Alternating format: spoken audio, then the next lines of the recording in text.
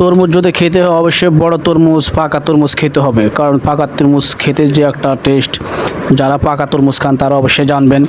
দেখতে পাচ্ছেন সেই স্বাদ, এত স্বাদ কেন, মনে হচ্ছে রসমালাই খাইতেছি, তরমুজ তো না যেন রসমালাই খাইতেছি। দেখতে পাচ্ছেন তরমুজ, এই তরমুজটা হচ্ছে বছরের শেষ তরমুজ, দাম যতই বেশি হোক তত সমস্যা না। দেখতে পাচ্ছেন তরমুজের ভিতরে এরকম লাল টকটকে মনে হয় রসমালাই, এটা হচ্ছে ওই সে বিখ্যাত রসমালাই। দেখতে পাচ্ছেন তরমুজ, এই তরমুজ যারা একবার খাইবেন তারা বারবার খাইতে ইচ্ছে করবে। দেখতে পাচ্ছেন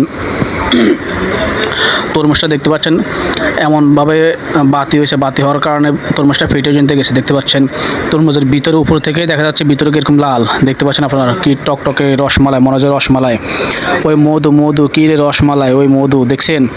এই তরমুজ যারা একবার খাইবেন তারা বারবার খাইতে ইচ্ছে করবে। দেখতে পাচ্ছেন সেই বিখ্যাত তরমুজ, দেখতে পাচ্ছেন তরমুজটার কি অবস্থা, ভিতরে লাল টকটকে। দেখতে পাচ্ছেন এই তরমুজ যারা খাইবেন মনে হয় রসমালাই খাইবেন, রসমালাই বিখ্যাত, সেই বিখ্যাত তরমুজ। দেখতে পাচ্ছেন কিরে মধু মধু রসমালাই, রসমালাই যারা খাইবেন অবশ্যই বড় তরমুজ, লাল তরমুজ টকটকে সেই স্বাদ তরমুজ খাইবেন। ভিডিওটা ভালো লাগলে অবশ্যই লাইক কমেন্ট শেয়ার করবেন। ধন্যবাদ সবাই, আসসালামু আলাইকুম।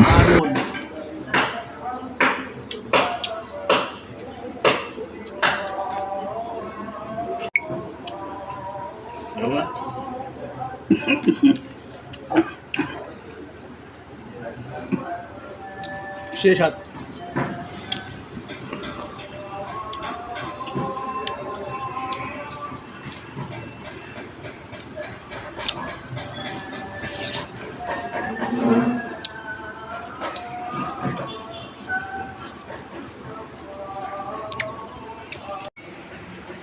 banyak guys, banyak guys.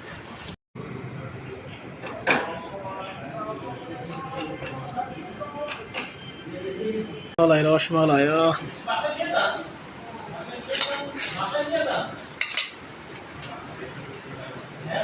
ঠিক আছে,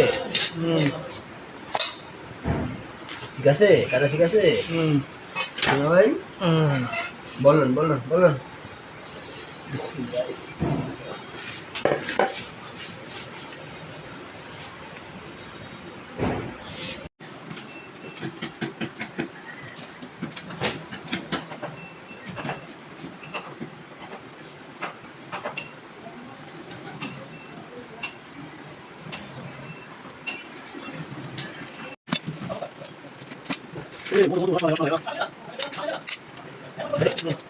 Kasih, kasih. Baik. Boleh, boleh.